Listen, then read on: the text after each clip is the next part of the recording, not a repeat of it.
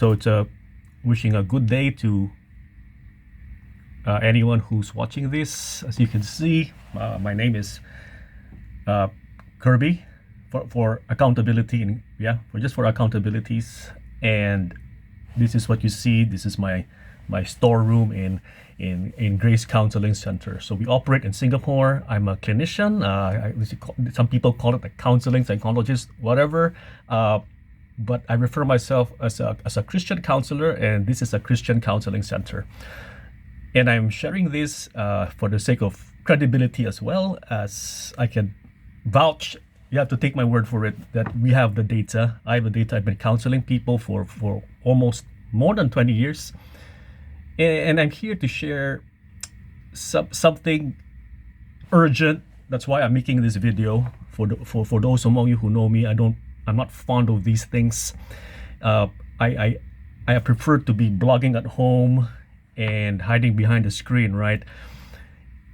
But the thing here is that, as you can see, you visit the blog. There's not much blogs happening for this entire year, which is shameful on my part. So I have to apologize to the Lord for this, man, because I really believe that He wants these messages out. And the thing here is that when it comes to blogging, right, I will have to create an outline, proofread, and all those nonsense. And what happens here is that my anxiety builds up and nothing comes out. So it's quite disappointing, especially for a clinician to be saying this. That I myself fall for the trap of planning things. Again, so in this morning of 23rd December, I just plan to have my hair cut as commanded by my wife. Then again, the queue is literally long, so I cannot go for the haircut. And so I'll just get straight to the point that the Lord simply prompted me on this. And the more I plan for it, the more, like in the blog, I plan to put it in the blog. I was telling the Lord, I'll just write a blog on this one and just upload it, and then people read it up there. And the more I plan for it, the more it becomes me. It's no longer the Lord. So let's just get it on. Let's just get on with it. I'm making this video right on the spot. I'm not a YouTuber. I have no plans to be a YouTuber. And I believe I'm already wasting your time with this one. I just want to get this message out. Number one, why is this? So what's this message all about? Again, just to create the expectation, like what I do in class, it's about the pandemic of pornography. And I want to speak to this right now because even for me, from what I see every day, it's getting quite shocking. I'm not sure if it's part of the lockdowns from COVID-19, which cut off a lot of people's coping mechanisms, right? COVID-19 lockdowns, the lockdowns itself, are the ones that shot up all the anxieties and stress. It cut off a lot of coping mechanisms, especially for the ones who want to travel away, the ones who want to just have a drink in the pub or go to the mall, which are good things. It's been all cut out, right? And people kind of adapted and developed their very own self-soothing activities. Could be from video games, could be from a lot of people. I have to be fair. A lot of people had better relationships with their family during the lockdowns, right? So husband and wives were able to talk it out, learn to coexist. Yeah. On the other side of the coin, right? On the clinical aspect, you do have stats showing the rise of domestic violence. Even rape went up because of the lockdowns. And now something very, very accessible, something very subtle has crept in once again in society, and it's a new spike in the use of pornography. Now, why am I sharing this? Because it's been boring here at the center. I get these cases almost on a daily basis. I'm not here to rat out my clients. You'll never know who my clients are. And yeah, so again, don't you'll never know. Yeah, but here's the thing. It's coming in alarming levels that even for me, as a father of a little girl right now, right? I get nervous on what's gonna happen to the family structure, what's gonna happen thus to the social structure in the near future, because we all know that the pornography is the gateway behavior to more destructive activities slash behaviors, right? So pornography is the gateway. It normalizes abusive sexuality, and it drives the person to the state of dependency and even for desensitization, that somehow you will need more and more level of stimulation to get the same level amount of gratification, right? So pornography for now, in the following year, it becomes higher levels of pornography, if you may, from let's just say you start with still photos, and you will have to be gratified by higher levels of stimulation like a video. Then after that, it will lead to probably, from some of my data, it all started in this path. Then it will go for the upskirts, that they will have to produce their very own photos, yeah. So it goes to the upskirt photos. It goes to my I don't speak French. I just call it frotteurism, touching people in public, until it becomes actual sexual battery. So again, and when it happens to, whether you're single or married, it's deadly. It's destructive for the person itself, himself, herself, and I'm speaking to both genders.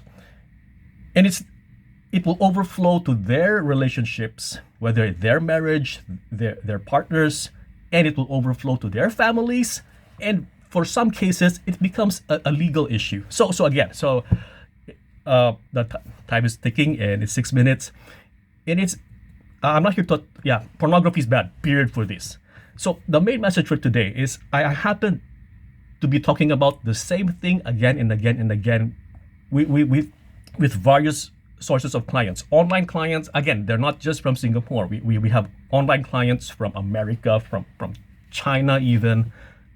Don't ask me how they connect with us, but it does happen. And for most of the time, I appreciate the clients, their candor, their openness, opening up to a stranger. I mean, it helps to a fellow guy. Some are females. They're open enough to mention that, hey, well, what's wrong with me? So suddenly, is it wrong? Is it right? And we are a Christian center, and 99% who come to us are Christians, and they're well-meaning Christians asking a genuine question. Is there something wrong with me when this happens?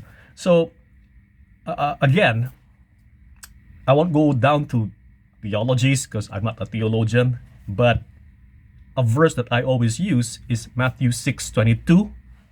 I cannot flash anything here. I'm not a YouTuber. Matthew 6:22, according to my interpretation. Again, that's dangerous, I know.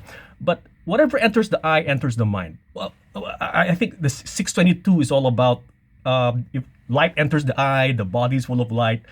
Hey, whatever, man. But in the as a psychologist, I see things psychologically, and what happens here is you are what you see, right? So for children, they have nightmares. Rest assured, they've seen it somewhere. There's an input, usually as a visual input, right?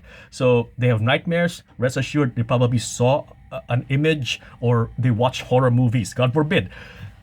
For some people who think about, so say for example, I'm a hobbyist. I love video games, and rest assured, I've seen that video game from somewhere else.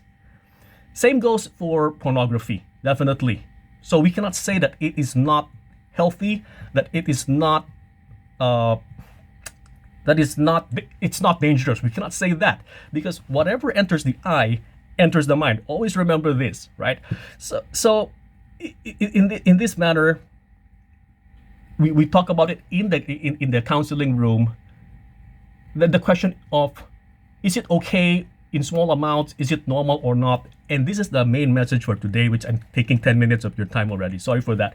So the main message, and I'll just chop it off because I cannot discuss everything in a span of 10 minutes. But the most important and the most basic that I want to tell people to just to lower, hopefully it will help people, is do not give it a foothold. Now, what is a foothold, right? A foothold is is something that you can place your foot on to get over a wall. Now, if the wall is purely flat, you can ask any person, right? You cannot scale a wall if you don't have any foothold, right? So once you have a foothold, then there's a possibility of lodging your foot somewhere, and you can launch yourself up there. And likewise, being a gateway behavior, this acts as a foothold. Now, here's the main question for today, right? So, is pornography? Again, I'm not going to waste your time to define what pornography is. Pornography itself, the pandemic. Will it? Is it good or bad? And here's the first thing that we deal with in therapy. It's to correct the attitude of the genuine Christian that there is no way it can be okay. This is the big leap. Once you can get yourself to this level, that there's no way it can be okay. So some people will have excuses that I'm an adult. I'm an adult, and there's nothing wrong with that. There is something wrong with that. Yeah, you ought not to be watching pornography. In fact, the Lord Jesus Christ Himself has a strong stance on this one, and I call it the no compromise stance. I think it's in one of his preachings or lectures in Matthew 5, where he's in a sexual context. He was saying that if your eye offends you, you pluck it out. It is that bad. So you don't give it a foothold. You don't give it a crack or a chance to enter your mind. So I know in today's society, you see these stimulations everywhere, right? Social media, you walk through the mall, in the ads, sex sells, and we expect to see sexuality all around us, yeah? But the filter that we have as Christians is that, no, this is not okay. Some people, society has normalized sexuality to the point that we allow it to enter the mind. So the normalization of sexuality.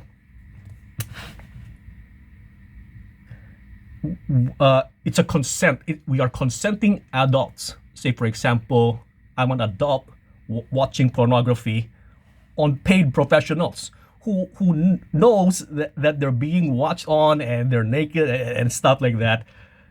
They have all these excuses, yeah? And another excuse that I hear all the time is, I'm doing it in my private time. Is it okay? I'm an adult doing it in my private time. Now, probably in the civil code, it's okay, right? But this is the message for today, right? That in God's standard, yeah, in God's teaching, our maker, the one who wrote the instruction book, it is not okay. So in the no compromise stance, the Lord Jesus is saying that even undressing someone in your mind is a violation of the 10 commandments of the Decalogue, right? So thou shalt not commit adultery. And he's saying that as long as you undress someone in your head who's not your marital partner, that is adultery. So let not people tell you that it's not in the Bible. It is in the Bible, and we can start with this one. So if you can bring yourself to this attitude that there's no way it can be correct. It's like smoking. Again, I'm nothing against smokers, but there's no way you can twist smoking to be good unless you're the tax man. But there's nothing wrong. There's no way you can make it good.